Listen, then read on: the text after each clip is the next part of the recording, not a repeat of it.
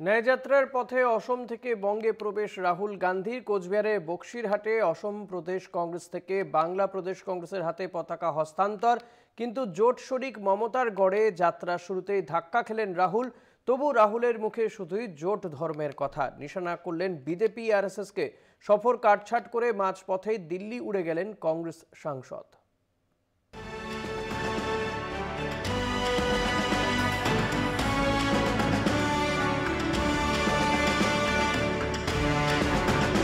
মণিপুর থেকে শুরু হওয়া ভারত জোড়ো ন্যায় যাত্রা 12তম দিনে প্রবেশ করলো পশ্চিমবঙ্গে।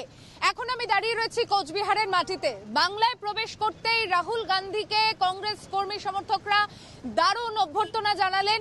বক্সিরহাটে পতাকা হস্তান্তর হলো, অর্থাৎ অসম প্রদেশ কংগ্রেস সেই পতাকা তুলে দিলেন প্রদেশ কংগ্রেস সভাপতি বাংলার অধীর রঞ্জন চৌধুরীর হাতে। এবার তার হাতে দায়িত্ব।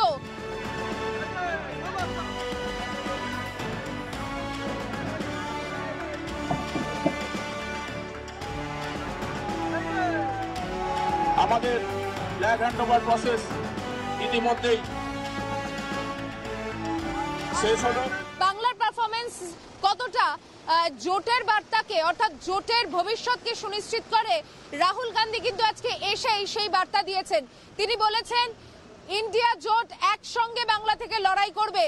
অর্থাৎ মমতা বন্দ্যোপাধ্যায় একদিন আগে বলছেন তৃণমূল কংগ্রেস বাংলা থেকে একা লড়বে, আর ঠিক তার পরের দিনই অধীর রঞ্জন চৌধুরীকে পাশে নিয়ে রাহুল গান্ধী বলছেন জোট বদ্ধভাবে লড়াই হবে বাংলা থেকে।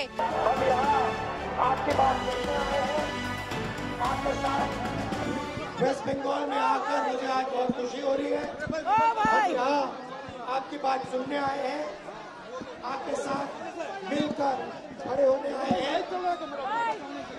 वेस्ट बंगाल के हमारे कार्यकर्ता हैं, लीडर्स हैं, आपका मैं धन्यवाद करता हूँ कि आपने अपने प्यार से मेरा स्वागत किया। न्याय यात्रा के पीछे,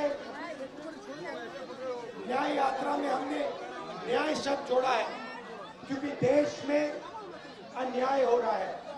बीजेपी आरएसएस नफरत फैला रही है, हिंसा फैला रही है और अन्याय फैला रही है। इसीलिए इंडिया फॉर्मेशन एक साथ अन्याय के खिलाफ लड़ने जा रहा है। आप सबका दिल से धन्यवाद।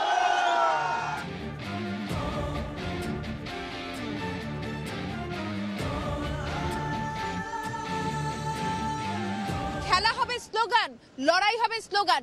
তারই মাঝে দিদি ইজ এনাফ ফর বেঙ্গলের পোস্টারও দেখতে হলো বাংলা থেকেই রাহুল গান্ধীকে।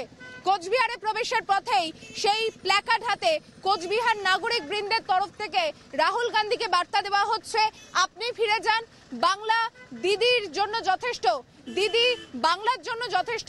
এই মেসেজ দিয়ে রাহুল গান্ধীকে কারা এবং কেন এই বার্তা দিচ্ছে, কোচবিহার নাগরিক বৃন্দের পিছনে কারা রয়েছে, এই প্রশ্ন কিন্তু কংগ্রেস নেতৃত্বের মনে ঘুরপাক খেতে শুরু করেছে।